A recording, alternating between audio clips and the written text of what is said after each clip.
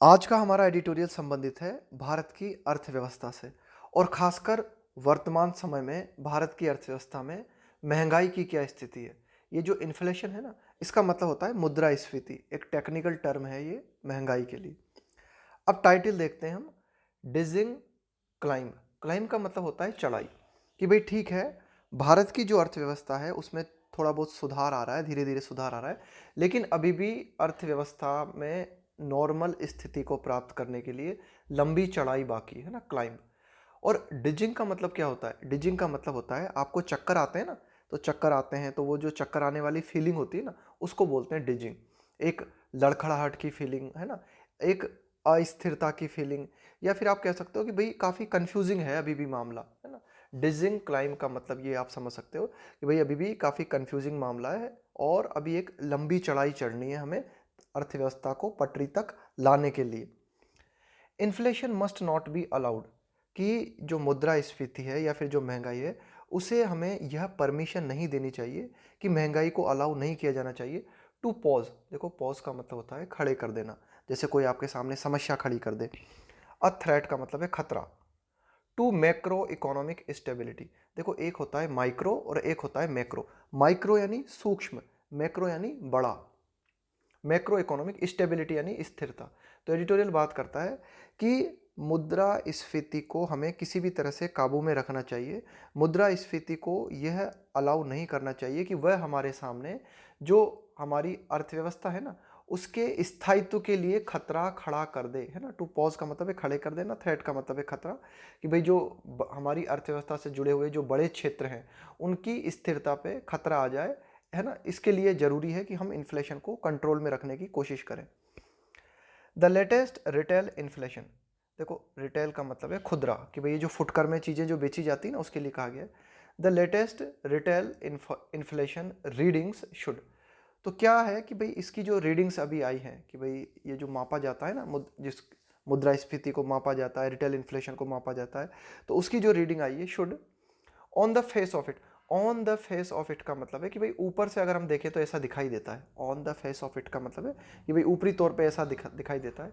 Offer monetary authorities a fair amount of comfort, तो देखो क्या कहना चाह रहा है, the latest retail inflation reading से शुड, कि भाई ऐसा होना चाहिए कि खुदरा कीमतों से संबंधित जो इन्फ्लेशन रीडिंग आई है उसके माध्यम से ऐसा होना चाहिए कि ये जो रीडिंग है यह प्रदान करे, क्या प्रदान करे, कि जो भी मॉनेटरी अथॉरिटीज़ हैं, मॉनेटरी अथॉरिटीज़ का मतलब है यहाँ पे कि मुद्रास्फीति को कंट्रोल करने वाले जो भी अधिकारी हैं उनको इस रीडिंग के माध्यम से यह मिलना चाहिए, क्या मिलना चाहिए, a fair amount of comfort, कि भाई उनको एक राहत मिलनी चाहिए ना काफ़ी हद तक।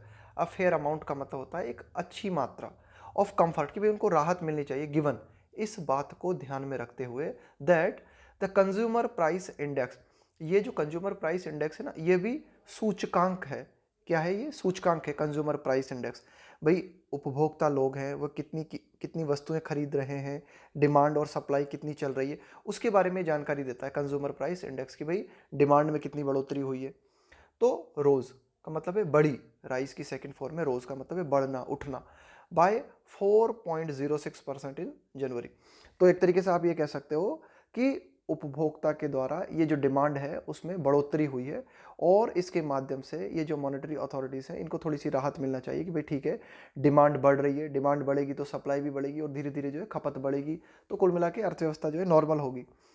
That the consumer price index rose by 4.06% in January, marking, तो यह जो कंज्यूमर प्राइस इंडेक्स में बढ़ोतरी हुई है यह बढ़ोतरी इस बात को चिन्हित करते हुए, मार्किंग अ डी मार्किंग अ डिसलरेशन, देखो एक तो होता है एक्सेलरेशन का मतलब होता है बढ़ोतरी होना, डिसलरेशन का मतलब होता है कमी आना, है ना।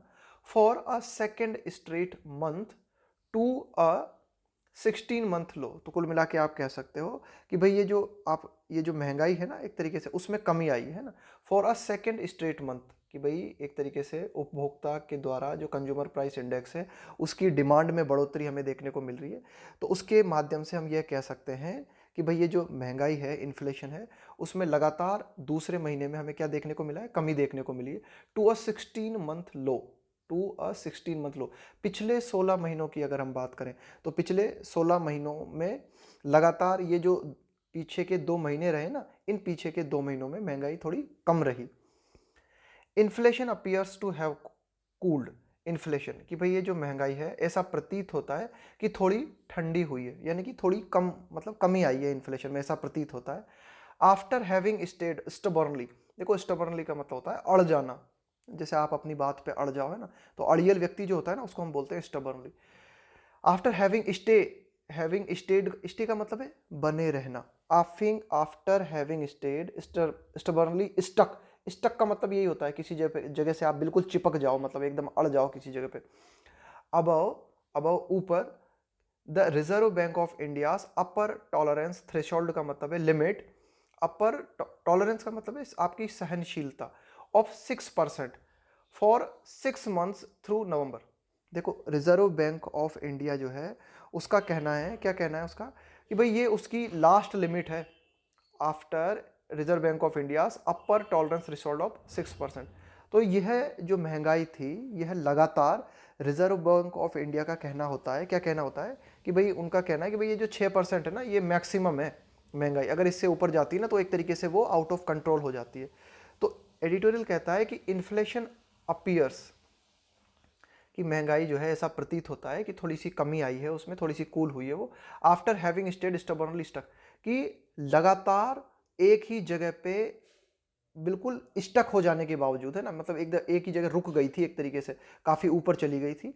कहाँ चली गई थी? अब the reserve bank of India upper tolerance threshold, कि भाई जो आरबीआई है उसकी जो लिमिट है महंगाई के लिए वो है कि भाई 6% से ज़्यादा नहीं होनी चाहिए, तो इसके ऊपर बनी हुई थी महंगाई पिछले कई दिनों से और बिल्कुल वहीं पे चिपक गई थी, वहीं पे अड़ गई थी, है ना। तो ये एडिटोरियल कहता है India upper for 6 months through November helped by an appreciable softening in food prices. तो लगातार हम देखते हैं कि भाई ये जो बनी हुई थी ना पिछले 6 महीनों से, हेल्प्ड, तो इसमें कुछ राहत मिली है by an appreciable softening in food prices, कि भाई जो भोजन से जुड़ी हुई जो कीमतें हैं ना, कि भाई खाद्य पदार्थों से जो जुड़ी हुई कीमतें हैं उनमें काफ़ी, अप्रिशिएबल का मतलब है कि भाई सराहनीय है ना, सॉफ्टनिंग का मतलब है थोड़ी सी कमी आई है, थोड़ी सी नरमी देखने को मिली है। किन में? ये जो भोजन से जुड़े हुए जो खाद्य पदार्थ हैं इन कीमतों में थोड़ी सी कमी देखने को मिली है, उसके चलते जो महंगाई है इसमें भी थोड़ी सी राहत मिली है।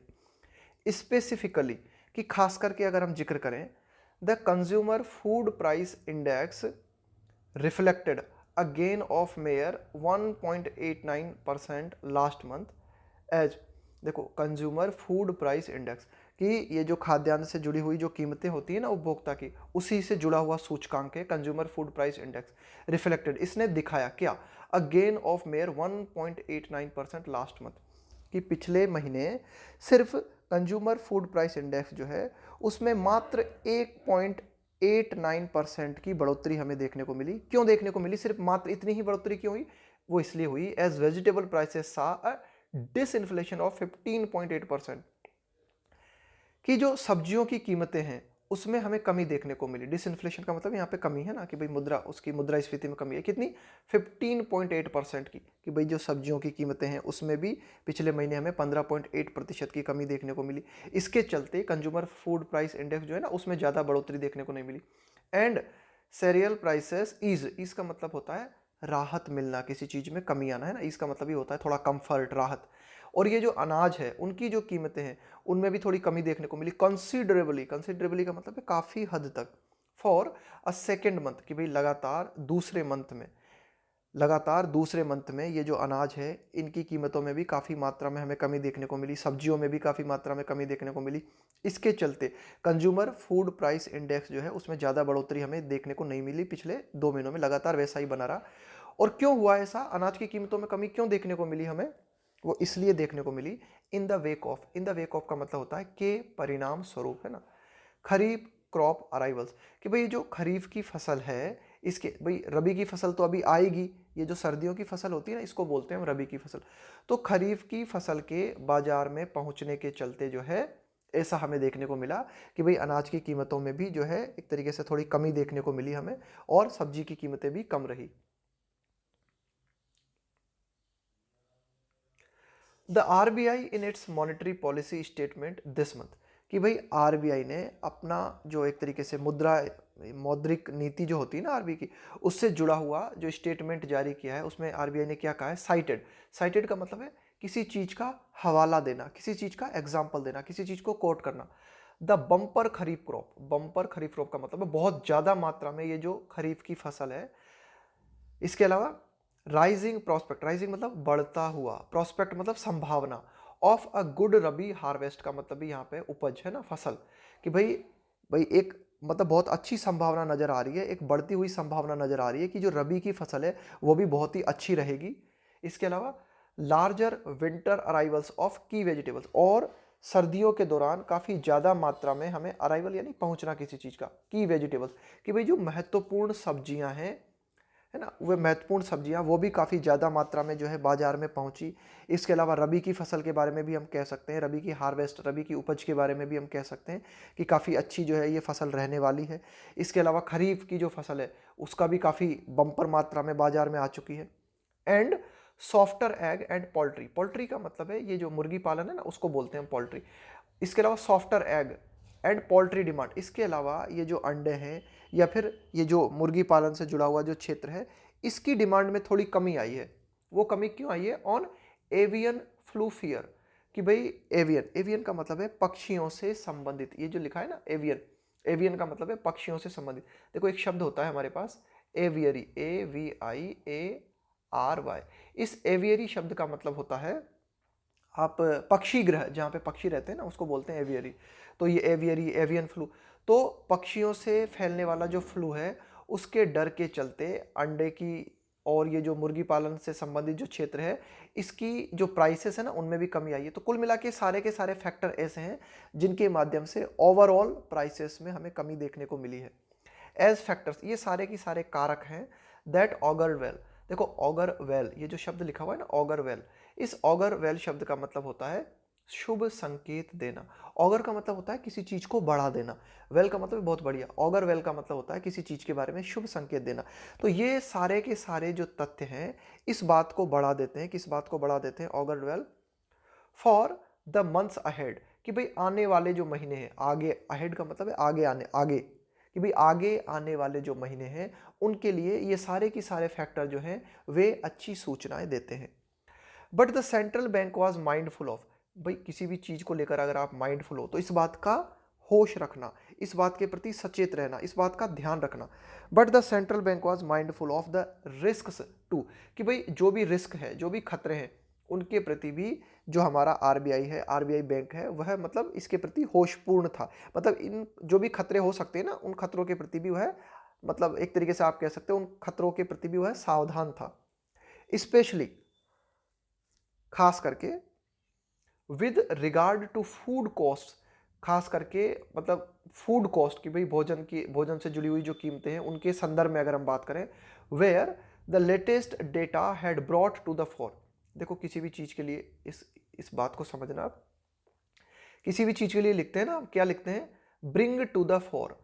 यहाँ पे फोर का मतलब आप समझ सकते हो कि भाई फर्श, कि किसी भी चीज को फर्श पे लेके आना, किसी भी चीज को सामने लेके आना, है ना।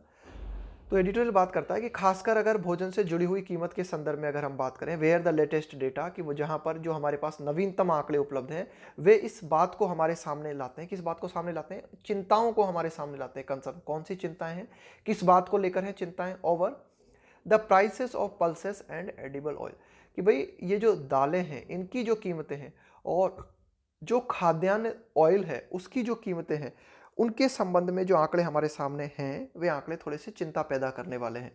जैसे कि while inflation in pulses and products was at 13.4%। अब देखो कि भाई इनमें अगर हम महंगाई की बात करें, किन में, कि भाई ये जो दालें हैं और दालों से संबंधित जो उत्पाद हैं उनकी जो कीमतें हैं उनमें हमें बढ़ोतरी देखने को मिली, कितनी, 13.4% की। And that for oils and fats stood at का मतलब है कि भाई ये यहाँ पे हमें देखने को मिली, इतनी देखने को मिली ये वृद्धि, है ना, स्टूड एट 19.7%। तो एडिटोरियल कह रहा है कि भाई यहाँ पे थोड़ी सी चिंता करने की बात है, कहाँ पे, ये जो दाल है, इसके अलावा ये जो खाने से संबंधित जो तेल है ना हमारे, उनमें अगर हम बात करें कि भाई दाल और दाल से जुड़े हुए जो प्रोडक्ट्स हैं उनमें इन्फ्लेशन रहा कितना, 13.4%। इसके अलावा ऑयल्स है या फिर ये जो फैटी प्रोडक्ट्स हैं या फैट ऑयल से जुड़े हुए जो प्रोडक्ट हैं, इनकी इन्फ्लेशन कितनी रही है ना, कहाँ पे रही, स्टूड एट 19.7%। तो ये थोड़ा सा चिंता का विषय है। आगे देखते हैं eggs and meat and fish, कि भाई ये मांस मछली और अंडे की अगर हम बात करें ना, अंडे और मांस मछली की अगर हम बात करें, टू अदर की सोर्स ऑफ प्रोटीन, कि यह भी दो सर्वाधिक महत्वपूर्ण प्रोटीन के स्रोत हैं। बोथ पोस्टेड है ना, अब यहाँ पे पोस्टेड का मतलब है कि भाई इन दोनों ने भी ऐसा देखने को मिला, ऐसा दर्ज किया गया। Both posted double digit rates of 12.9% and 12.5% respectively. तो अंडे में भी हमें जो है क्या देखने को मिला कि भाई 12.9% इन्फ्लेशन रहा। इसके अलावा मांस मछली की अगर हम बात करें तो उसमें भी 12.5% का इन्फ्लेशन रहा। रेस्पेक्टिवली का मतलब होता है क्रमशः, कि भाई ये 12.9 तो हो गया अंडों के लिए और 12.5% हो गया मांस मछली के लिए। With price gains in the former, अब यहाँ पे फॉर्मर का मतलब होता है पहले वाला और लेटर का मतलब होता है बाद वाला, कि भाई एक लाइन में आपने दो व्यक्तियों की बात की या दो वस्तुओं की बात की, तो जो पहली वस्तु है या जो पहला व्यक्ति उसको आप बोलोगे फॉर्मर और बाद वाले को बोलोगे लेटर। तो यहाँ पे कहा गया है फॉर्मर यानी कि अंडे के लिए कहा गया है। वाइल प्राइस गेन्स, गेन का मतलब है कि भाई कितना फायदा हुआ आपको, प्राइस गेन का मतलब है प्राइस में बढ़ोतरी, कि भाई जो फॉर्मर यानी कि अंडे में जो प्राइस की बढ़ोतरी है, बेयरली मतलब नाम मात्र के लिए, मुश्किल से मात्र, रजिस्टरिंग एनी टेलिंग इम्पैक्ट। तो भाई ये जो अंडे में जो प्राइस में बढ़ोतरी हुई है वह मतलब मुश्किल से इतनी बढ़ोतरी है कि उसके माध्यम से हम यह नहीं बता सकते, टेलिंग इम्पैक्ट का मतलब हम बता नहीं सकते कि इसका प्रभाव क्या होगा, from the avian flu outbreak, कि भाई ये जो एवियन फ्लू आउटब्रेक का मतलब होता है प्रकोप, किसी चीज का अचानक से फैलना, जैसे कोरोना वायरस प्रकोप है ना, आउटब्रेक का मतलब है प्रकोप, किसी चीज का अचानक से फैलना।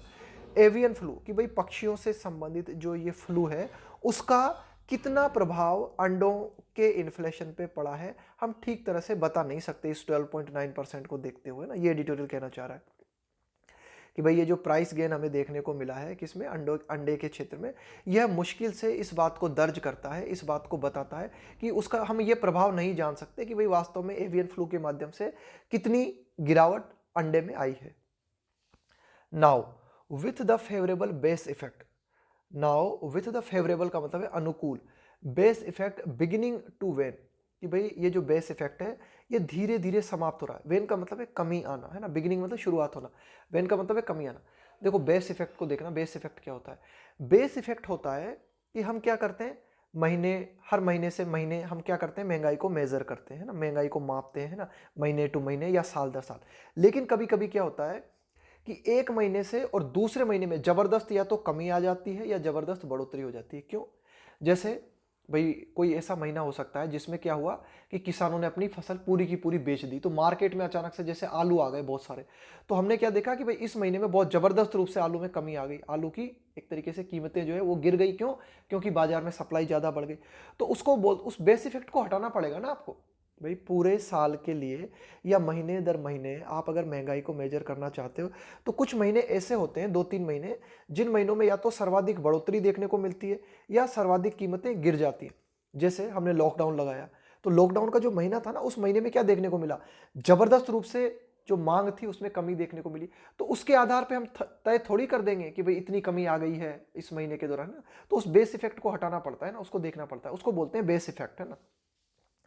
तो now with favourable base effect beginning to wane, कि भाई ये जो बेस इफेक्ट है उसमें भी धीरे धीरे कमी आ रही है, यानी कि अब हर महीने दर महीने लगातार स्थिति वैसी की वैसी बनी हुई है। यानी कि ऐसा नहीं देखने को मिल रहा कि इस महीने तो जबरदस्त बढ़ोतरी हो गई, अगले महीने जबरदस्त कमी आ गई, नहीं, लगभग एकदम स्टेबल सिचुएशन बनी हुई है।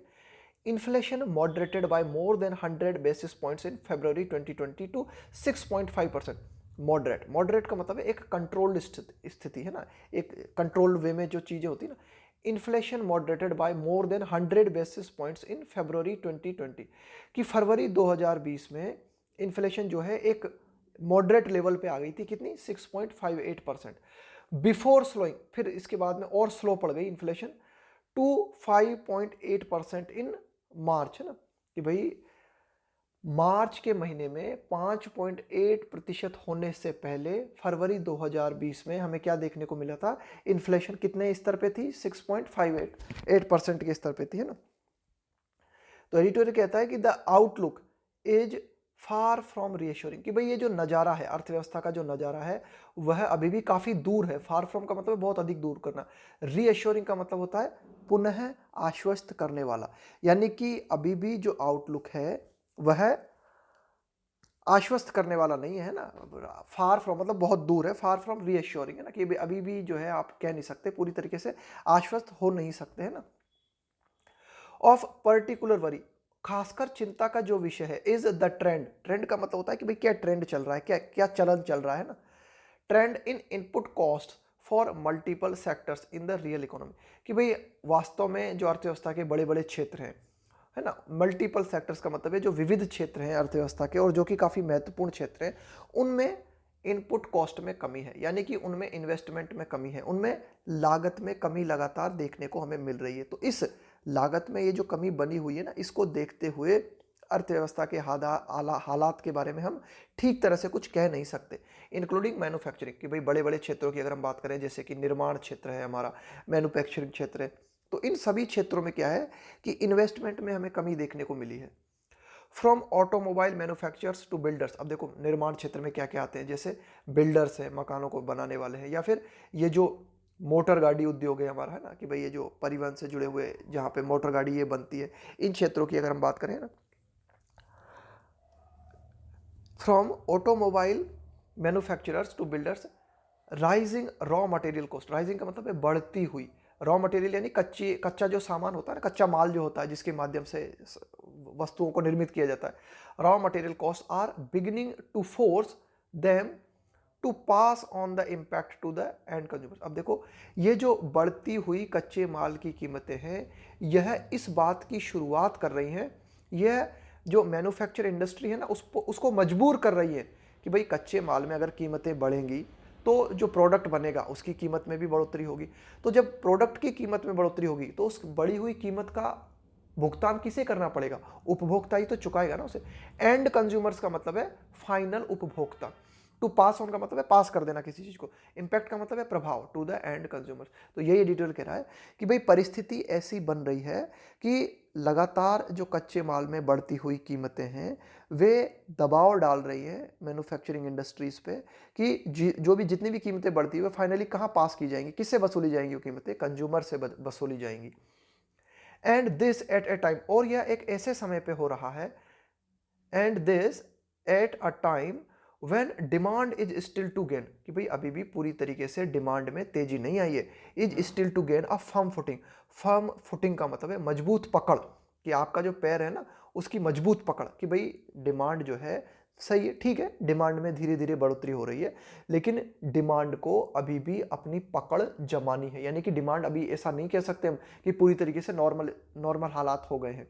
तो ये डिटेल कह रहा है कि भाई एक तो हम क्या देख रहे हैं कि भाई जो मैन्युफैक्चरिंग इंडस्ट्री है इसकी कीमतें बढ़ रही है, तो उपभोक्ता को ज़्यादा कीमत चुकानी पड़ रही है, और वो एक ऐसे समय पे चुकानी पड़ रही है जब अभी भी डिमांड को अपनी पकड़ बनानी है ना। गेन का मतलब है प्राप्त करना है, स्टिल का मतलब अभी तक ऐसा नहीं हुआ है, अभी ऐसा करना है। तो अभी तो डिमांड धीरे धीरे अपनी पकड़ बनाने लगा है, और ऐसे समय में अगर उपभोक्ता को ज़्यादा कीमत चुकानी पड़ेगी तो वापस डिमांड स्लो हो सकती है। The latest IHS market India manufacturing purchasing managers index, अब ये देखो ये भी क्या है कि एक सूचकांक है, ये जो पूरा का पूरा जो नाम लिखा हुआ है ना IHS market India manufacturing purchasing index, इसके माध्यम से हम क्या देखते हैं, यह दिखाता है लोगों की परचेजिंग पावर के बारे में जानकारी देता है ना, कि लोग कितना क्या परचेज कर रहे हैं ना, उसमें घटोतरी बढ़ोतरी के बारे में बताता है।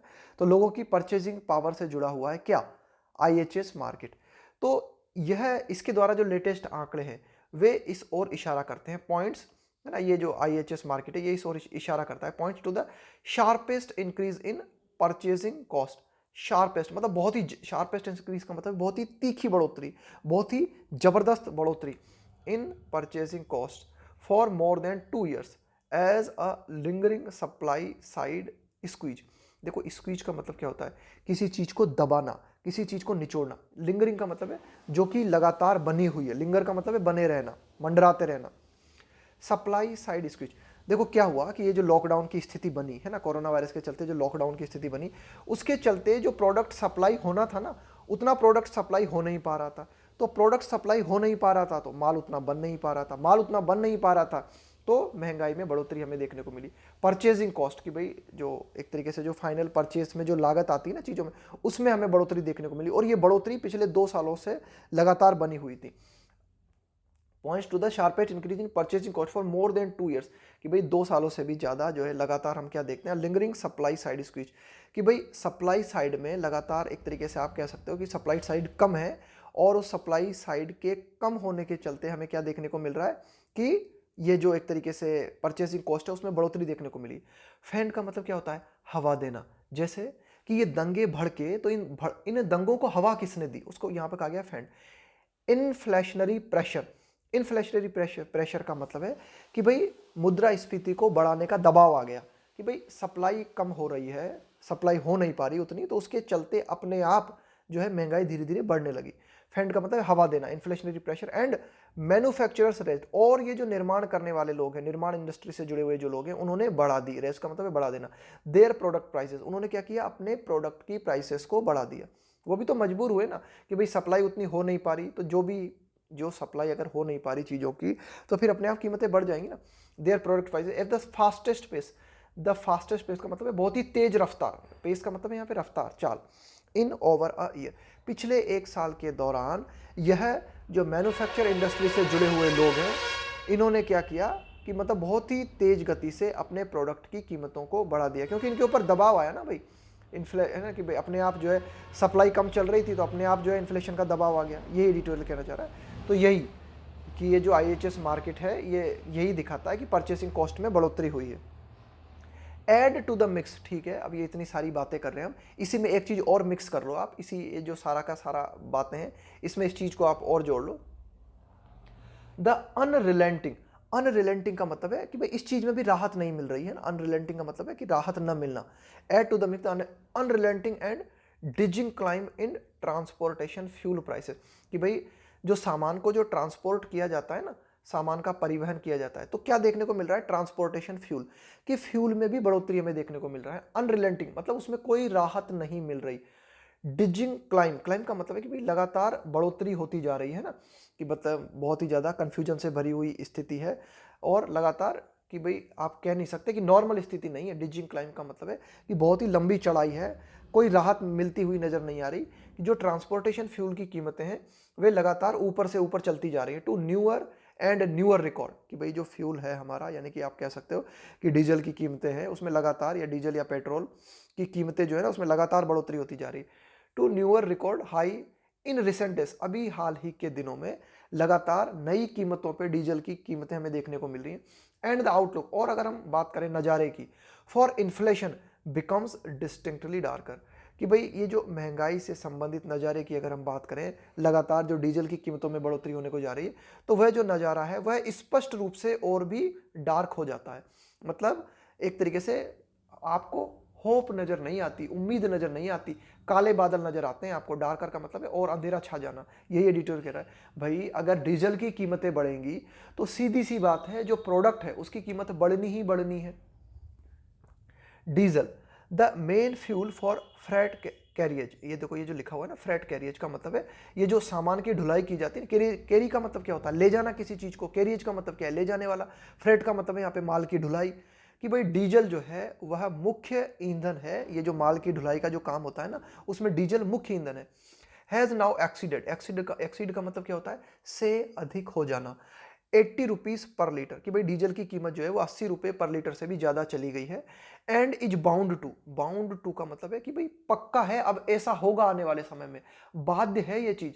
And is bound to feed into, देखो ये जो शब्द आया ना, फीड इनटू, इस देखो फीड का मतलब क्या होता है, फीड का वैसे मतलब होता है किसी को खाना खिलाना, लेकिन यहाँ पे फीड इनटू का मतलब होता है कि भाई फीड इनटू का यहाँ पे आप मतलब होता है कि किसी को कुछ देना। आप इस तरह से समझ सकते हो कि to put something into something, या आप कह सकते हो कि किसी की सप्लाई किसी चीज में डालना।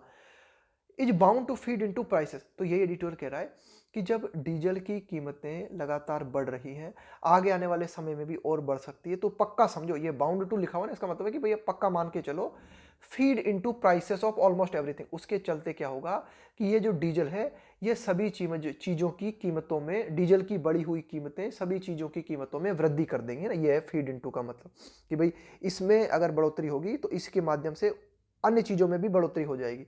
फीड इनटू प्राइसेस की डीजल की प्राइस में जो बढ़ोतरी होगी ना, वह बढ़ोतरी कहाँ चली जाएगी, सभी सामानों की कीमतों में चली जाएगी। Prices of almost everything being transported, वो सारे सामान जो कि ट्रांसपोर्ट किए जा रहे हैं अक्रॉस डिस्टेंसेस, का मतलब है कि सभी दूरियों पर जो भी ट्रांसपोर्ट से संबंधित सामान जो कि ट्रांसपोर्ट किए जा रहे हैं उनकी कीमतों में डीजल की कीमत को भी जोड़ना पड़ेगा। भाई थोड़ी सी डीजल की कीमत बढ़ेगी तो थोड़े थोड़े सभी प्रोडक्ट्स की कीमत बढ़ जाएगी। फ्रॉम फ्रेश प्रोड्यूस, चाहे वह बिल्कुल फ्रेश उपज हो, आपकी किसानों की उपज हो, to intermediate and finished industrial good.